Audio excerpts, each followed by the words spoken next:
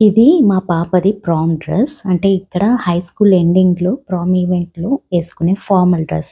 దీనికోసం నేను బో చేద్దామనుకున్నాను. ఇది రెడీమేడ్‌లో కొన్నాను గాబట్టి నాకు క్లాత్ దొరకలేదు. కాకపోతే ఈ గౌన్ లెంత్ ఆల్టరేషన్ చేసినప్పుడు దీని క్లాత్ మిగిలింది. ఆ క్లాత్‌తో దీనికి పర్ఫెక్ట్‌గా సూట్ అయ్యి బోని చేస్తాను. ఈ వీడియో చివరి వరకు చూసి ఆ బో దీనికి యాప్ట్ అయిందో లేదా అన్నది మీరే చెప్పండి. ఇక్కడైతే 2 క్లాత్ పీసెస్ మిగిలినాయి. యాక్చువల్ గౌన్ ఒక సీక్వెన్స్‌తో ఉన్న క్లాత్ అండ్ లోపల లైనింగ్‌తో ఉన్న క్లాత్. ఈ సీక్వెన్స్‌తో ఉన్న క్లాత్‌తో బోని చేస్తే మటుకు హెయిర్ తట్టుకొని ఇన్‌కన్వీనియంట్‌గా ఉంటుంది కాబట్టి దీన్ని ప్రెజెంట్ పక్కన పెట్టేసి లోపల ఉన్న ఈ లైనింగ్ క్లాత్‌తో బోన్ చేద్దాము.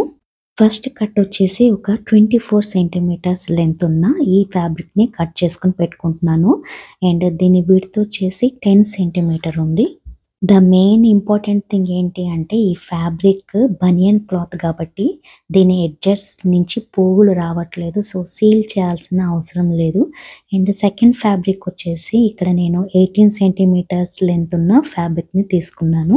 ఇక్కడ చూపిస్తున్నట్టుగా క్లాత్ ఒక ఎండ్‌ని సెంటర్ పొజిషన్‌లోకి ప్లేస్ చేసుకొని దానిపైన డబుల్ సైడెడ్ టేప్‌ని అతికిస్తున్నాను. ఇది లేనట్టయితే మీరు ఈ ప్లేస్‌లో ఫ్యాబ్రిక్ గ్లూని కూడా పెట్టొచ్చు. అండ్ ఈ టేప్ పైన అదర్ ఫ్యాబ్రిక్ ఎండ్‌ని స్టిక్ చేస్తున్నాను. సో ఇలా మీకు ఒక ఫోల్డ్ అయిపోయినట్టే. దీని లెంత్ మీరు చూసుకుంటే 18 సెంటీమీటర్ ఉంది.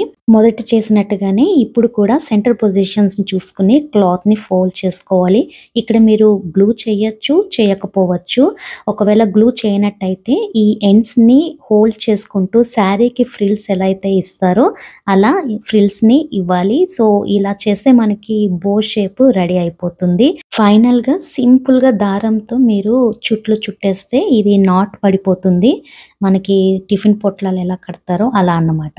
ఇదే విధంగా ఈ సెకండ్ క్లాత్‌ని మనం 24 సెంటీమీటర్స్ లెంత్ తీసుకున్నాం కదా! దీన్ని కూడా మనం ఫస్ట్ బోని ఎలా చేసుకున్నామో అలా ఫోల్డ్స్ పెట్టుకుంటూ ఇంకొక బో రెడీ చేసుకోవాలి. నేను ఫస్ట్ ఇది స్టార్ట్ చేసేటప్పుడు కూడా ఇలాగే చేద్దామని అనుకోలేదు. ఈ క్లాత్ అవైలబిలిటీని బట్టి సో ఇలా ఫ్లోలో చేసేస్తున్నాను. ఇప్పుడు మనం ఈ ఫస్ట్ చేసుకున్న బోని, సెకండ్ చేసుకున్న బోని హాట్ గ్లూ సహాయంతో స్టిక్ చేసేయాలి. ఇక్కడ చూసారు కదా! ఇదొక స్టైల్ మాట. దీనికి డైరెక్ట్‌గా మీరు బ్యాక్ సైడ్ క్లిప్‌ని పెట్టేసి యూజ్ చేసుకోవచ్చు. బట్ నేను దీనికి ఇంకా రిచ్‌గా ఉండడం కోసం టెయిల్స్‌ని పెడదాం అనుకుంటున్నాను.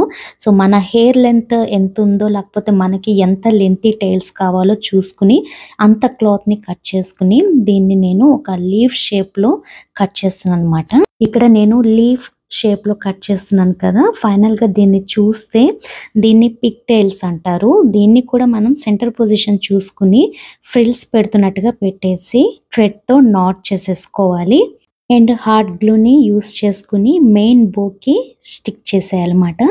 సో హాట్ గ్లూ ఉంటే సింపుల్‌గా అయిపోతుందండి. ఇది హాట్ గ్లూ త్వరగా ఆరిపోతుంది అండ్ ఫాస్ట్‌గా స్టిక్ అయిపోతుంది. అండ్ ఫైనల్‌గా క్లాత్‌లో మిగిలున్న ఈ పార్ట్‌ని తీసుకొని థ్రెడ్స్ కనిపించకుండా గ్రేట్ లుక్ ఉండేలా మంచి స్టోన్స్ ఉన్న ఎంబెలిష్మెంట్‌ని తీసుకొని అటాచ్ చేసుకొని దీనికి గ్లూ గన్ సహాయంతో అతికించుకుంటున్నాను.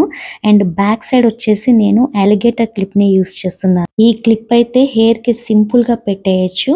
అండ్ ఈ క్లిప్ పోకుండా ఈ మధ్యలో ఉన్న ఈ క్లాత్ తోటి సీల్ చేసేస్తున్నాను. సో ఇదండి ఇంకా ఫైనల్‌గా నేను చేసిన ఈసారి నా కూతురికి యూజ్‌ఫుల్‌గా ఉండే ఈ బోని తయారు చేశాను.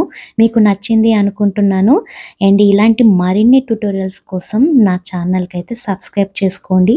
ఈ వీడియో, ఈ క్లిప్ నచ్చినట్టయితే కామెంట్ చేయండి అండ్ లైక్ చేయడం మర్చిపోకండి. తిరిగి మరోసారి మళ్ళీ కలుసుకుందాం. బాయ్.